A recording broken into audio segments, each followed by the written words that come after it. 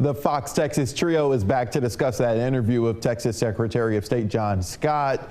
Greg, John Scott basically said that 2018 was an outlier, and that's what I've been hearing from political scientists here in North Texas and around the state, that turnout was just totally different in 2018 compared to other midterms. With that in mind, do you think voter energy is just outright lower right now as it pertains to early voting? Yes, Stephen, overall, there's no question it's down, off by roughly 20% statewide. More critically for Democrats, African-American voters just aren't very interested this cycle, with no black candidates running statewide.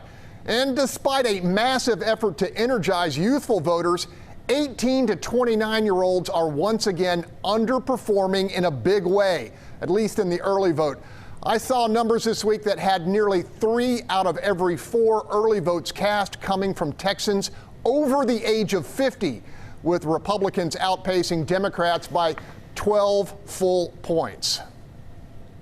Rudy, we know that, especially for the Democrats, Beto O'Rourke and the rest of the Democratic ticket, they are really going to need turnout in a midterm year where typically, the party in control doesn't do well. So with that said, and a majority of Texans starting to vote early more and more often, should we expect any long lines on Tuesday?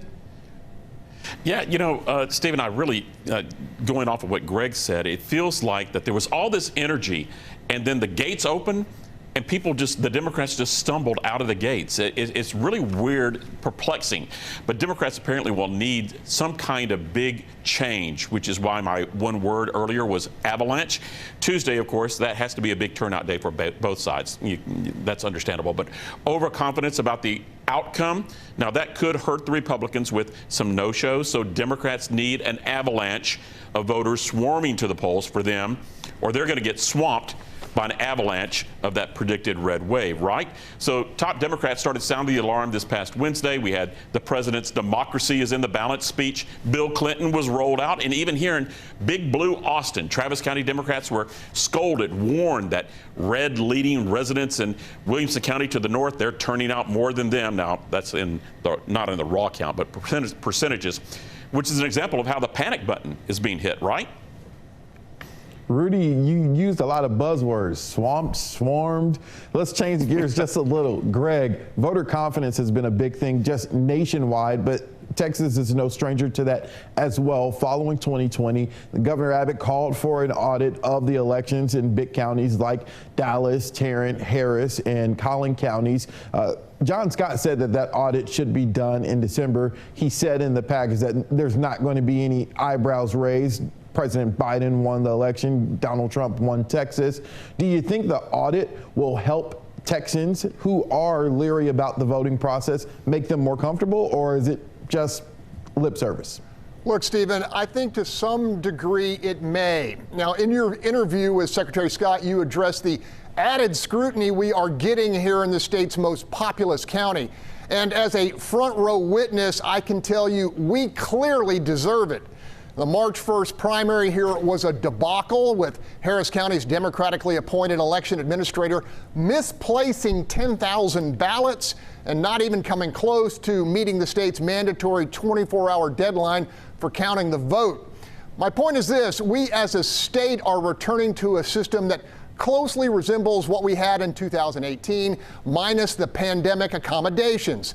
Some will always allege it's now suppressive. Others will always allege it's riddled with cheating and fraud.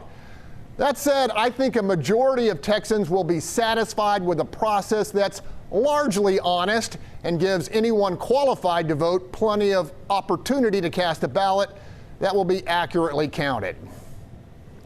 Rudy, do you think an audit will change minds of those who just don't trust the process? Right. You know, is anyone surprised that the audit didn't show anything?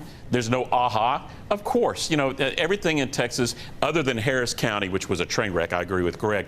But here in Travis County, you know, it was smooth as silk with that. So there's no gotcha moment. There's no aha with this audit.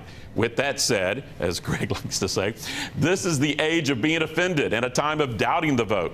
So I don't see that changing. So on Wednesday, what's going to happen? Well, there's still going to be some Republicans talking about voter fraud, despite what Scott did, throwing cold water on that. At least mass fraud. And if the polls prove out to be right and there's going to be this big hammer at the ballot box for the Democrats, you can expect the Democrats to crank out the claim of voter suppression. So while things have changed, some things just haven't changed. Right, Stephen? Okay, one-word answer. Greg, will Democrats win any statewide race in Texas? No. Rudy, one word. Will Democrats control Congress? No, but my wishy-washy tie-dye answer is maybe to both questions. How's that? You see how he had to get more in? To see this interview and any of our other interviews for Texas, the issue is you can go to our station's YouTube channels. And you can continue the conversation with us on social media. Join us next week as we break down the winners and losers from Tuesday's election. And remember to let us know what you think the issue is.